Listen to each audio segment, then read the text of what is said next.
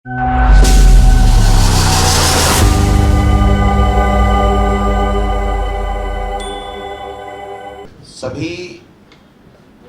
Electronic और print media और जो आजकल हमारा दूसरा मीडिया चल रहा है, उन सभी लोगों का प्रदेश कांग्रेस कमेटी में बहुत बहुत हार्दिक स्वागत है, अभिनंदन है।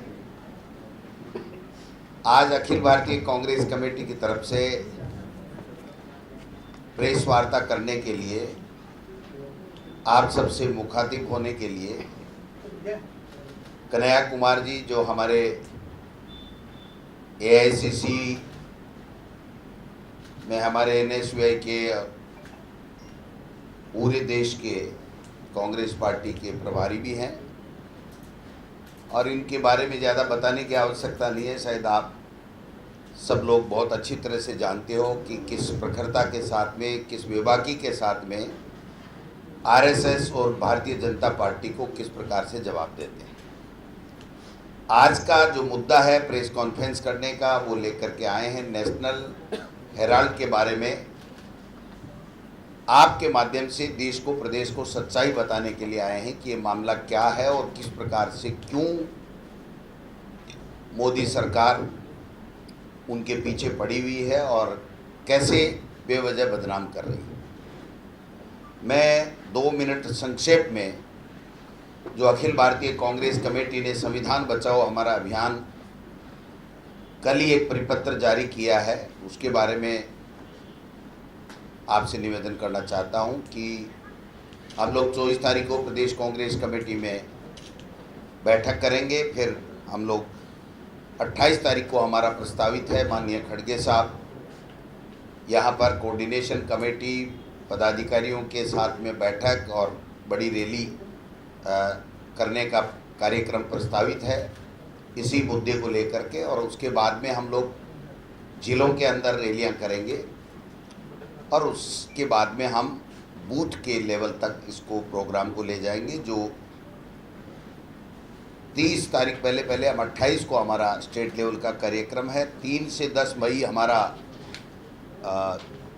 जिला स्तरीय कार्यक्रम होगा, रैलियां होंगी, और विधानसभा क्षेत्रों के ऊपर हम 11 मई से 17 मई, और फिर उसके नीचे बूथ इकाई तक हम लोग घर घर संपर्क अभियान के तहत 20 से 30 मई, यानी पूरा आज से लेकर के हमारा पूरा का पूरा अप्रैल और मई का महीना इस संविधान बचाओ और जो हिटलरशाही कर रहे हैं मोदी जी और मोदी जी की सरकार, और संविधान पे जो हमले कर रहे हैं, सुप्रीम कोर्ट तक को बख्श नहीं रहे हैं,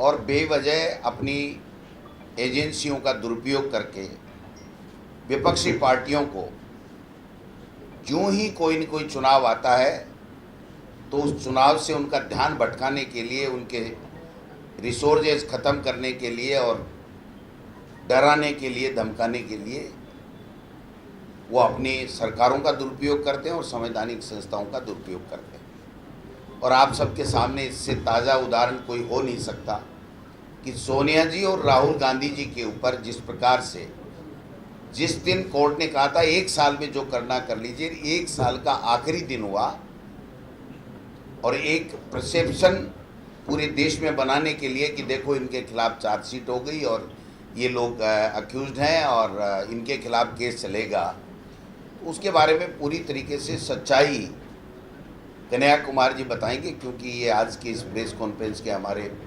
मुख्य वक्ता हैं। और मैं समझता हूं कि इसी बिंदु के ऊपर जो मैंने 1 सवा महीने का जो कार्यक्रम दिया, उसके बारे में कोई बात होगी तो मैं कहूँगा। और नेशनल हेराल्ड या जो भी मामला है, ईडी ने जो ताज़ा हमला किया है और गलत जो चार्जशीट दी है, उसके ऊपर कोई बात आएगी तो कन्हैया कुमार जी कहेंगे। आप सब लोगों से मेरा आग्रह रहेगा कि हमारी प्रेस कॉन्फ्रेंस को इन्हीं मुद्दों तक आप रखेंगे, ये मैं आशा और अपेक्षा और सहयोग आपसे चाहता हूँ। तो मैं अब कन्हैया कुमार जी से आग्रह करूँगा कि वो अपनी प्रेस कॉन्फ्रेंस शुरू करें और हमारे जो मीडिया के साथी हैं उनको अपनी बात बताएं। आज की प्रेस वार्ता का जो मुख्य विषय है उसके संबंध में कुछ बातें आपके सामने रखना चाहता हूँ। पहली बात तो ये कि यह जो नेशनल हेराल्ड का मामला है इसका कानूनी पक्ष कुछ भी नहीं है, तो मैं आपसे इसके कानूनी पक्ष के बारे में बात नहीं करूँगा। सीधे तौर पे ये एक राजनीतिक साजिश और शरारत का मामला है। ये राजनीतिक साजिश और शरारत का मामला कैसे है? पहला कि जिस कानून के तहत यह मामला दर्ज किया गया है उस कानून का नाम है money laundering act. Money laundering act उस केस में लगेगा जिस केस में कहीं कोई पैसे का लेन देन हुआ हो। इसमें पैसे का कोई लेन देन हुआ ही नहीं है। और दूसरा, बार बार ये कह रहे हैं कि कांग्रेस पार्टी के नेतृत्व ने मुनाफा कमाया है। सबसे इम्पोर्टेंट बात यह है कि जो दोनों कंपनियां हैं वो नॉन प्रॉफिट ऑर्गेनाइजेशन है। ना तो वो मुनाफा कमाती है और ना उसका मुनाफा कोई ले सकता है। कोई भी उसका डायरेक्टर हो जाए, 1 रुपया जो है उस कंपनी से कोई ले नहीं सकता है। और तीसरा, कह रहे हैं कि हजारों करोड़ की संपत्ति का मामला है। ये जो 3 बड़ा झूठ है उसका पर्दाफाश हम आपके सामने करना चाहते हैं। पहला कि इसमें कोई पैसे का लेन देन नहीं हुआ है, तो आप जो है मनी लॉन्ड्रिंग का मामला कैसे दर्ज कर रहे हैं। दूसरा, डायरेक्टर चाहे कोई भी हो, कोई भी डायरेक्टर उस कंपनी से कुछ भी नहीं ले सकता है, उसकी संपत्ति को कोई बेच नहीं सकता है, वो संपत्ति एज इट इज रहेगी। तो जो है राहुल गांधी और सोनिया गांधी जी ने फ़ायदा कैसे ले लिया। और तीसरा, सुविधा अनुसार बदलते रहते हैं। अक्सर मीडिया में बोलते हैं कि 5,000 करोड़ की संपत्ति है। पहली बात जान लीजिए, नेशनल हेराल्ड की जितनी संपत्ति है, एक लखनऊ के ऑफिस को छोड़ करके सारी संपत्ति लीज पर है। मतलब वो नेशनल हेराल्ड की भी संपत्ति नहीं है। यह जो हमारा प्रदेश कार्यालय है ये कांग्रेस पार्टी की इंडिविजुअल प्रॉपर्टी है, लेकिन जो सरकार से हमको ऑफिस मिला है वो हमारी प्रॉपर्टी नहीं है, वो सरकार की प्रॉपर्टी है। सरकार जब चाहेगी तब ले लेगी। मतलब पहले दिन से नेशनल हेराल्ड के मामले में भाजपा झूठ बोल रही है। सवाल ये है कि इनके हजारों झूठ की तरह यह नया झूठ क्यों परोसा गया है। नया झूठ इसलिए परोसा गया है कि प्रधानमंत्री जब आए थे तो उन्होंने एक बात कही, कांग्रेस मुक्त भारत। उनको एक बात समझ में आ गई, तीसरी बार प्रधानमंत्री बने हैं, कि कांग्रेस मुक्त भारत नहीं हो सकता है। खास करके उस परिवार के रहने के चलते जिस परिवार से 2 प्रधानमंत्री ने अपनी शहादत दी हो देश के लिए बलिदान देने वाले परिवार को बदनाम करने पे इसलिए उतारू हैं कि इनको मालूम है कि इनके खिलाफ कोई भी आरोप चिपकता नहीं है। आपने देखा किस तरीके से जो है राहुल जी की नागरिकता पे सवाल उठाया गया, फिर कोर्ट ने फटकार लगाई, वकील को जो है जुर्माना भरने को कहा और जेल किया वकील को, सदस्यता समाप्त कर दी गई, फिर सदस्यता बहाल की गई, घर वापस ले लिया गया, फिर घर दिया गया। और जनता को देखिए, सांसद थे तो आपने सदस्यता छीन ली और घर ले लिया, जनता ने लीडर ऑफ अपोजिशन बना दिया और जो है सांसदों की संख्या जो है वो डबल कर दी। तो भाजपा कहीं ना कहीं यह बात समझ गई है कि जब तक यह परिवार है, जब तक कांग्रेस पार्टी है, तब तक संविधान को चकनाचूर करने का इनका सपना पूरा नहीं हो सकता है। देश की जो बहुसंख्यक आबादी है, चाहे वो दलित हों, आदिवासी हों, पिछड़े हों, अति पिछड़े हों, गरीब लोग हों, अल्पसंख्यक हों, उनके हितों पर हमला नहीं हो सकता है। प्रधानमंत्री जी को यह बात पूरी तरह से समझ में आ गई है कि वो और उनकी मित्र मंडली जो इस देश की संपत्ति को दोनों हाथ से लूट सकते रहे हैं, उसको अगर कोई रोक सकता है तो कांग्रेस पार्टी रोक सकती है। मेरा एक सीधा सवाल है और जनता में ये सवाल है कि अगर किसी के ऊपर कोई ईडी का मामला होता है, वो व्यक्ति अगर भाजपा में चला जाए तो वो सारे मामले समाप्त हो जाते हैं। और ऐसे एक नहीं, इस देश में कम से कम सैकड़ों उदाहरण दिए जा सकते हैं, क्योंकि ईडी का जो कन्विक्शन रेट है वो 1% भी नहीं है। मतलब 100 लोगों पे कार्रवाई करते हैं, 1 लोग को भी जो है ये सज़ा नहीं दिलवा पाते हैं। तो वो सारे लोग जिस पे ईडी कार्रवाई करती है उनका होता क्या है? होता ये है कि ईडी दरअसल भाजपा का एक्सटॉर्शन डिपार्टमेंट है। ये एक्सटॉर्शन डिपार्टमेंट जो है भाजपा आरएसएस के लिए इलेक्शन के साथ भी और इलेक्शन के बाद भी, प्रधानमंत्री जो कहते हैं कि हम 18-18 घंटे काम करते हैं, यही एक्सटॉर्शन डिपार्टमेंट 18-18 घंटे काम करता है। जो सवाल आज कांग्रेस पार्टी के लिए उठाए जा रहे हैं, वही सवाल आरएसएस और बीजेपी के लिए क्यों नहीं पूछे जा रहे हैं कि आप हर शहर में जो दफ्तर बनाए हैं, कहाँ से बनाए हैं? आरएसएस तो रजिस्टर्ड ऑर्गेनाइजेशन भी नहीं है। नेशनल हेराल्ड आज़ादी के वक्त में पंडित जवाहरलाल नेहरू और अन्य स्वतंत्रता सेनानियों के द्वारा स्थापित किया गया 3 अखबार चलाए गए। अंग्रेजी में नेशनल हेराल्ड, हिंदी में एक अखबार और उर्दू में एक अखबार। और वो अखबार जब चलाई जा रही थी, और ये बहुत आइकॉनिक बात है, इसको याद रखिएगा, 1942 के भारत छोड़ो आंदोलन में अंग्रेजों ने इस अखबार को प्रतिबंधित किया था। जब अंग्रेज से नहीं डरे, आज़ादी के आंदोलन के दौरान, आज़ादी के पहले, जब आज़ादी को प्राप्त करने के लिए, आज़ादी को लाने के लिए संघर्ष हो रहा था, तो आज जो है अंग्रेज़ों के जासूसों से डरेंगे? उनसे डर लगेगा जब अंग्रेज से नहीं डरे।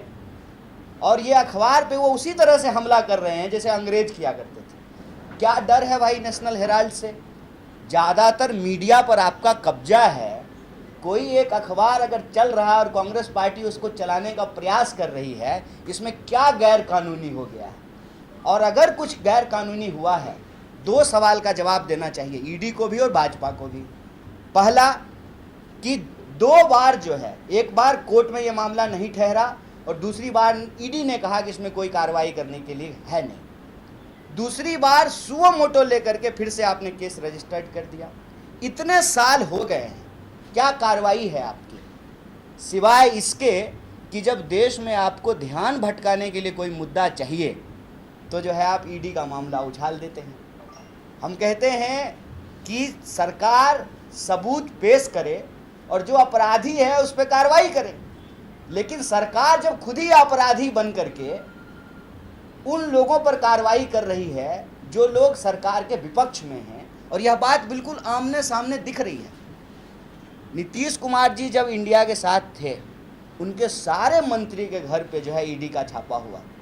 जो ही एनडीए के साथ चले गए, किसी मंत्री पे कोई कार्रवाई नहीं। एक नहीं, ऐसे हजारों एग्जाम्पल दिए जा सकते हैं। तो भाजपा ने ईडी के माध्यम से इस देश में जो राजनीतिक लड़ाई लड़ने वाले लोग हैं, उनके सामने 2 विकल्प दिया है, या तो आप भाजपा में आइए या जेल में जाइए। लेकिन बीजेपी यहीं एक गलती करती है। गलती ये करती है कि सब धन 22 पसेरी होता नहीं है। सारे लोग जो है वो ईडी से डर नहीं जाते हैं। सारे लोगों को इनकम टैक्स और सीबीआई से डर नहीं लगता है।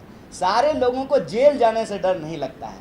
खास करके कांग्रेस पार्टी पिछले कुछ सालों में जिस तरीके से इस देश के आम लोगों के मुद्दों को उठा रही है, यह लड़ाई बिल्कुल आमने सामने की होगी।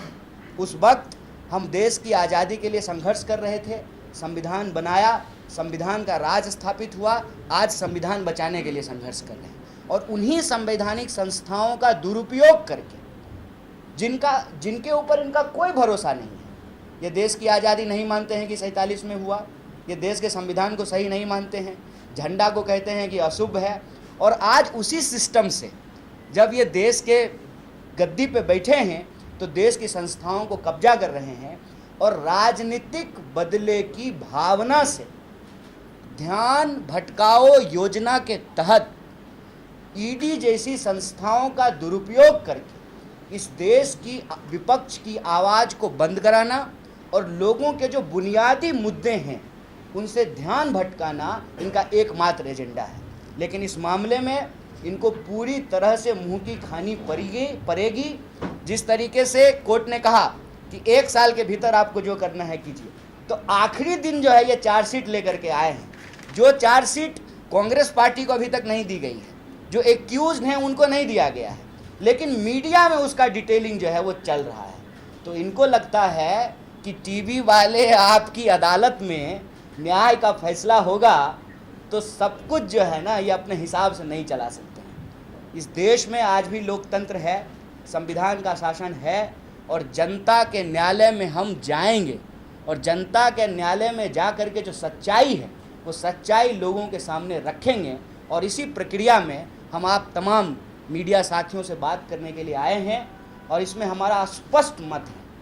पहला, कोई जो है पैसे के लेन देन के बिना मनी लॉन्ड्रिंग का केस किया गया है। दूसरा, कोर्ट में यह मामला नहीं ठहरा, ईडी ने भी कार्रवाई करने से मना कर दी, फिर भी ज़बरदस्ती जो है इस मामले को दर्ज किया गया। तीसरा, जानबूझ करके उस परिवार को जिसने बलिदान दिया है उसको ये बदनाम करना चाहते हैं ताकि कांग्रेस पार्टी को हतोत्साहित किया जाए, निराश किया जाए। तो हम आपके माध्यम से आरएसएस बीजेपी को कहना चाहते हैं कि नेशनल हेराल्ड एक हिस्टोरिकल आइकॉनिक चीज़ है। 1942 के भारत छोड़ो आंदोलन में अंग्रेज़ों ने प्रतिबंधित किया, तब भी जो है देश को आज़ादी 47 में मिली। आज आप लोकतंत्र की आवाज़ को बंद करने की कोशिश कर रहे हैं, लेकिन ये होगा नहीं। हम अपने काम पे निरंतर आगे बढ़ते रहेंगे और जैसा कि हमारे प्रदेश अध्यक्ष जी ने आपको बताया कि हम इनके ध्यान भटकाओ योजना को अच्छे तरीके से समझ रहे हैं। संविधान बचाने की बात हो, महंगाई की बात हो, बेकारी की बात हो, भेदभाव की बात हो और जिस तरीके से देश आर्थिक संकट की तरफ जा रहा है, मिडिल क्लास लोग हर चीज़ के लिए जिस तरह से परेशान हो रहा है, इन मुद्दों को हम प्रमुखता से उठाते रहेंगे। परिवार को बदनाम करने की ना इनकी नीति नहीं है, ना रीति नहीं है और इसके बारे में हम सब जानते हैं कि सांच को कोई आँच नहीं होता है। खास करके आप उस परिवार को बदनाम नहीं कर पाएंगे जिस परिवार के लोगों ने देश के लिए बलिदान दिया है। लोग आज पूछ रहे हैं, इनकम टैक्स डिपार्टमेंट ने कहा कि 462 करोड़ की प्रॉपर्टी है। प्रॉपर्टी के बारे में भी आपको बता देते हैं, एक लखनऊ के ऑफिस को छोड़ करके नेशनल हेराल्ड की सारी प्रॉपर्टी लीज पर है। और जो परिवार, देश के पहले प्रधानमंत्री पंडित जवाहरलाल नेहरू अपना हजारों करोड़ का प्रॉपर्टी देश को दान दे दिए, वो एक अखबार की प्रॉपर्टी ले लेंगे? ये देश के आम लोग सवाल कर रहे हैं। जिन्होंने अपनी संपत्ति देश को दे दिया, तो देश का जो अखबार है जो आज़ादी के आंदोलन में चला, उसकी प्रॉपर्टी वो ले लेंगे। हकीकत यह है कि उसकी प्रॉपर्टी कोई ले ही नहीं सकता है, वो एक नॉन प्रॉफिट ऑर्गेनाइजेशन है। तो एक झूठ को इन्होंने बार बार बोला है, उस झूठ से हम लोग घबराने वाले नहीं हैं। कांग्रेस पार्टी अपने कार्यक्रम पे निरंतर चलेगी और बीजेपी और आरएसएस की देश को बांटने की, गरीब लोगों को परेशान करने की और देश की संपत्ति को अपने मित्र मंडली को पहुंचाने की जो नीति है, इसका पर्दाफाश करेगी। क्योंकि ये देश में नहीं चल सकता है कि आपको एक बार मैंडेट मिल गया है तो आप संख्या के दम पर जो है कुछ भी कहेंगे, कुछ भी बोलेंगे। आप किसी के ऊपर ईडी का कार्रवाई करते हैं, वो इंसान अगर आपसे समझौता कर ले, वो अगर आपकी मित्र मंडली में शामिल हो जाए तो सारा कार्यक्रम बंद हो जाता है। और आप हर राज्य दर राज्य यह घटना जो है उठा करके देख सकते हैं। किसी भी राज्य में कोई ऐसा विपक्षी पार्टी नहीं है जिसके नेताओं को डराने धमकाने के लिए ईडी का इस्तेमाल नहीं किया गया हो। तो यह जो एक्सटॉर्शन डिपार्टमेंट है भाजपा का, इसको जो कार्रवाई करना है करे। हम जनता के बीच में हैं, आपके माध्यम से इन मुद्दों की सच्चाई इन डिटेल आपको जो है प्रेस रिलीज के माध्यम से देंगे। और हमारा आपसे निवेदन है कि भाजपा की जो ध्यान भटकाओ योजना है, इसकी हकीकत जनता के बीच में आए और जनता के जो वाजिब सवाल हों उस पर चर्चा हो, ना कि एक राजनीतिक साजिश और शरारत को उसके कानूनी पक्षों में उलझा करके जनता का ध्यान न भटकाया जाए। बहुत बहुत धन्यवाद। नहीं, आप कोई भी टीवी चैनल शाम को खोल के देखिए ना, पिछले कई दिन से जो है नेशनल हेराल्ड का मुद्दा चल रहा है।